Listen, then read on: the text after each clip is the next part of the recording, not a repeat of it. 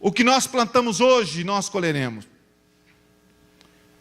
Paulo escreve à igreja da Galácia no capítulo 6, versículo 7 ao versículo 9. Eu quero ler esse texto na íntegra, são apenas 3 versículos. A maioria dos irmãos conhece talvez todo o texto até de cor, mas Paulo escreve dizendo o seguinte: não se deixe enganar. Não se engane. De Deus não se zomba, pois o que o homem semear, isso também ceifará. E aí olha o que ele diz: quem semeia para a carne, da carne colherá destruição. Mas quem semeia para o Espírito, do Espírito colherá vida eterna. Eu pergunto para você, no que você está semeando?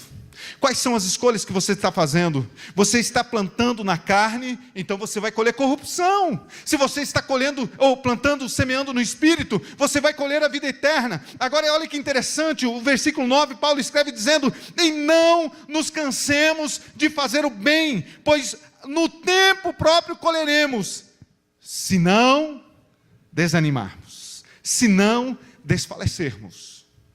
Porque fazer o bem, queridos, cansa. Fazer o bem cansa. Eu que vivi até os 18 anos no sítio, conheço bem a realidade do sítio. Você não precisa plantar erva daninha.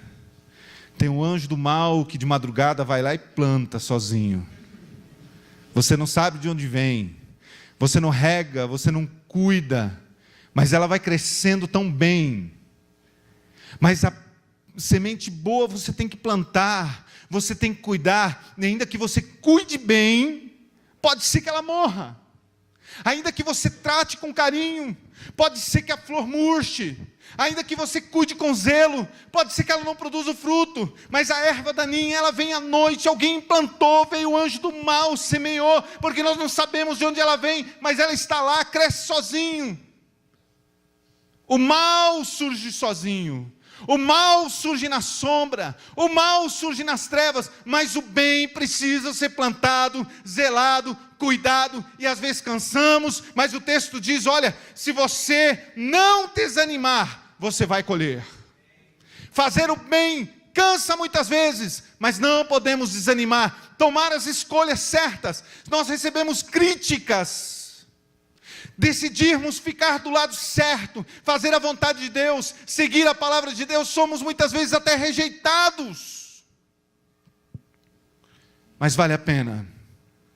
Amanhã nós colheremos o fruto, amanhã haverá espiga no talo, haverá farinha na nossa casa, porque as escolhas que nós fazemos hoje, se são escolhas de Deus, se plantarmos, se semearmos no Espírito, há uma promessa de Deus de colheita.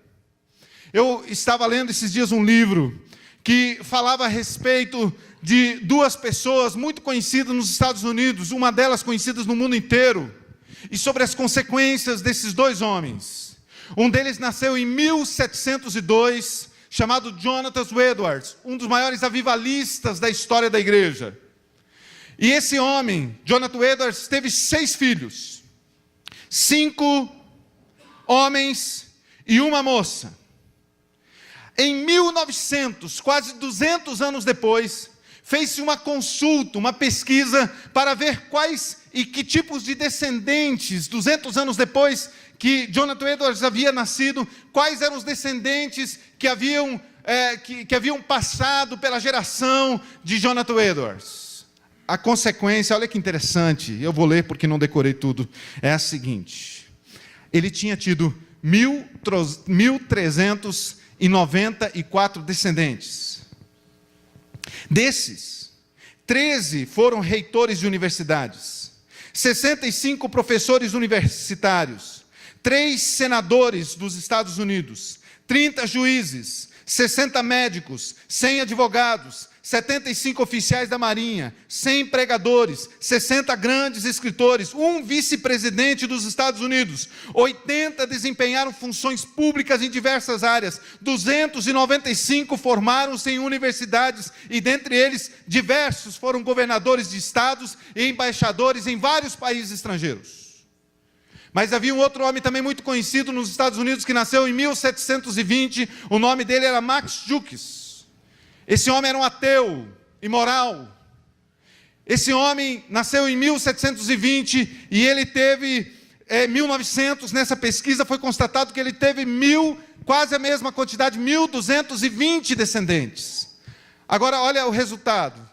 Constatou-se o seguinte: 130 desses 1.220 descendentes foram criminosos confessos, 60 ladrões, 7 cometeram assassinatos, 440 adoeceram como consequência de uma vida desregrada. A metade das mulheres foram prostitutas, 310 pessoas morreram na miséria e 100 foram alcoólatras.